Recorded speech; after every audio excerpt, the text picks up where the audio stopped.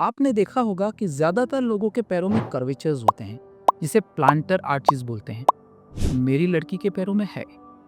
ये जो planter Archies होती है, हमारे कील की हड्डी से लेके बड़े अंगूठे के बेस तक जाती हैं। तो ऐसे लोग जब चलते हैं, तो वो जमीन पे कुछ इस तरह के निशान छोड़ते हैं, क्योंकि आर्चिस की वजह से उनके पैर का अंदर का हिस्सा जमीन को टच नहीं करता। कुछ लोगों को ये आर्चिस नहीं होती हैं, जिसे फ्लैट फीट कहते हैं। उसे पेस प्लेनस या पेस वेगस भी कहते हैं। तो ऐसे लोग जब चलते हैं, तो उनका पैर पूरी तरह से जमीन को टच हो जाता है और उनका पैर थोड़ा बाहर की तरफ मुड़ा हुआ भी होता है। तो वो जब चलते हैं, तो वो जमीन पे कुछ इस तरह का निशान छोड़ते हैं। मेरी ओपीडी में बहुत सारे पेरेंट्स आते हैं कि उनके बच्चे को फ्लैट फीट है। उन्होंने कहीं सुना है या पढ़ा है कि फ्लैट फीट से आगे जाके बच्चों को तकलीफ हो सकती है, तो मेरी एडवाइस लेने आते हैं। मैं हूं आपका डॉक्टर फ्रेंड डॉक्टर निमेश। मैं एक पीडियाट्रिशियन हूं और आज हम जानेंगे कि बच्चों को फ्लैट फीट होता क्यों है और किस किस को फ्लैट फीट हो सकता है। फ्लैट फीट में ट्रीटमेंट क्या होती है, किसको करानी चाहिए, किसको नहीं करानी चाहिए, और आखिर ये ट्रीटमेंट होती क्या है। सबसे पहले ये जानते हैं कि पैरों की जो प्लांटर आर्चिस है, उसका फंक्शन क्या होता है, उसका फायदा क्या होता है। पहला फायदा तो ये होता है कि स्प्रिंग एक्शन की वजह से ये शॉक एब्जॉर्ब करने का काम करती है। तो जॉइंट पे प्रेशर कम आता है, तो हमारे जॉइंट को वो प्रोटेक्ट करती है। दूसरा फायदा ये होता है कि स्प्रिंग एक्शन की ही वजह से वो एनर्जी को स्टोर और रिलीज करती है। तो चलते और दौड़ते वक्त हमको कम एनर्जी इस्तेमाल करनी पड़ती है। तीसरा फायदा ये होता है कि जब सरफेस अनइवन हो, तो हमको बैलेंस करने में ये आर्चिस मदद करती हैं। अब ये जानते हैं कि फ्लैट फीट होता किन किन को है और क्यों होता है।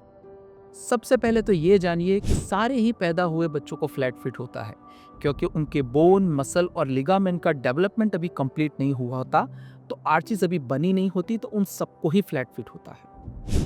सारे बच्चों को फ्लैट फीट होता है, लेकिन 5 साल तक होते होते 95% बच्चों को आर्चिस आ जाती है। 5% बच्चों के अंदर आर्चिस नहीं आती, फ्लैट फीट रह जाता है।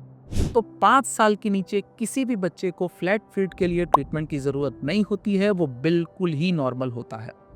अब ये जो 5% बच्चे रह गए हैं, जिनको 5 साल के बाद भी फ्लैट फीट रहता है, उनमें से भी ज्यादातर को कभी भी जिंदगी में कोई भी कंप्लेन नहीं होती है।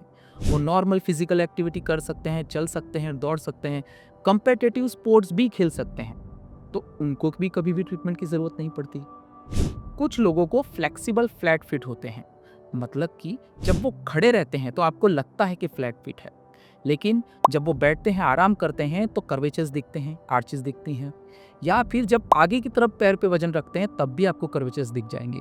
उनको भी ट्रीटमेंट की जरूरत नहीं होती है। कुछ कुछ लोगों को एनाटॉमिकल डिफेक्ट की वजह से फ्लैट फिट होता है, जैसे कि मसल में डिफेक्ट हो, डबल बोन हो, एक्स्ट्रा बोन हो, बोन जुड़ गए हो, फ्यूज हो गए हो, बोन बड़ा हो, उनको ट्रीटमेंट की जरूरत पड़ सकती है। कुछ कुछ लोगों को इंजरी के बाद फ्लैट फिट होता है, जैसे फ्रैक्चर हो गया, मसल टूट गया। कुछ कुछ लोगों को कंजेनिटल डिफेक्ट की वजह से आर्च फिट होते हैं, जैसे कि डाउन सिंड्रोम में होता है, एहलर-डैनोस सिंड्रोम में होता है, मार्फान सिंड्रोम में होता है। तो इन लोगों को अलाइनमेंट खराब होने की वजह से उनके जॉइंट में तकलीफ हो सकती है, तो उनको इवैल्यूएशन की ज़रूरत पड़ती है और उनको ट्रीटमेंट की भी ज़रूरत पड़ती है।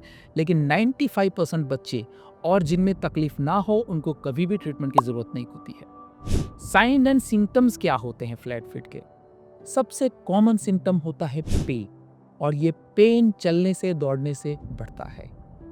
ये पेन पैरों में हो सकता है, आर्चिस में हो सकता है, और शॉक की वजह से जॉइंट में भी पेन हो सकता है। एंकल जॉइंट में पेन हो सकता है, नी जॉइंट में पेन हो सकता है, हिप जॉइंट में पेन हो सकता है। पैरों में सूजन आ सकती है, आपके पैरों के मसल्स टाइट हो सकते हैं, गेट चेंजेस हो सकते हैं, दर्द और अलाइनमेंट खराब होने की वजह से आपके चलने का तरीका बिगड़ सकता है। डायग्नोसिस कैसे होता है फ्लैट फिट का? फ्लैट फिट का डायग्नोसिस बहुत ही सिंपल और स्ट्रेट फॉरवर्ड होता है। एक्सरे, सिटी स्कैन और एमआरआई में दिख जाता है। ट्रीटमेंट क्या होती है फ्लैट फुट की?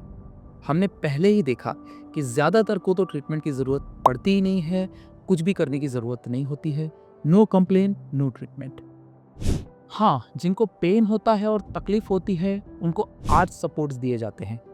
आर्च सपोर्ट्स क्या होता है? कुछ मटेरियल होता है जो आप अपने शूज़ में लगा सकते हैं, जो आर्च को सपोर्ट करते हैं। वैसे ही सपोर्टेड शूज़ भी होते हैं, वो भी आर्च को सपोर्ट करते हैं। समझने वाली बात यह है कि आर्च सपोर्टर्स और शू सपोर्टर्स आर्च को ठीक नहीं करते हैं, सिर्फ पेन और स्वेलिंग को कम करते हैं। तीसरा, अगर फ्लैट फीट की वजह से आपके मसल में पेन है या मसल जकड़ गए हैं तो आप फिजियोथेरेपी कर सकते हो, स्ट्रेचिंग कर सकते हो। दर्द और स्वेलिंग के लिए आप पेन किलर्स ले सकते हो। आपको अपना वजन कंट्रोल में रखना चाहिए, डायबिटीज को कंट्रोल में रखना चाहिए। बहुत ही सीवियर केसेस के अंदर जहाँ पे बोन बहुत बड़ा है, एक्स्ट्रा बोन है, बोन फ्यूज हो गया है, मसल डैमेज हुआ है, इंजरी की वजह से फ्लैट फीट है और कंप्लेन हो रही है, तो बहुत ही रेयर केस में सर्जरी की ज़रूरत पड़ती है, पर ये बहुत रेयर है। इसी के साथ ये वीडियो खत्म हो रहा है। मैं हूं आपका डॉक्टर फ्रेंड डॉक्टर निमेश। अगर वीडियो आपको अच्छा लगा है तो लाइक कीजिए, सब्सक्राइब कीजिए। आपने भी छोटे बच्चों में फ्लैट फीट देखा ही होगा तो प्लीज़ नीचे कमेंट करें। और हाँ, याद रखिए 5 साल से छोटे बच्चों के अंदर फ्लैट फिट नॉर्मल है। अगर आप ये जानना चाहते हैं कि लड़कियों को हाई हील शूज़ पहनने चाहिए कि नहीं, या फिर पॉइंटी शूज़ बच्चों को पहनने चाहिए कि नहीं, तो इस वीडियो को देखने के बाद ये वीडियो ज़रूर देखें।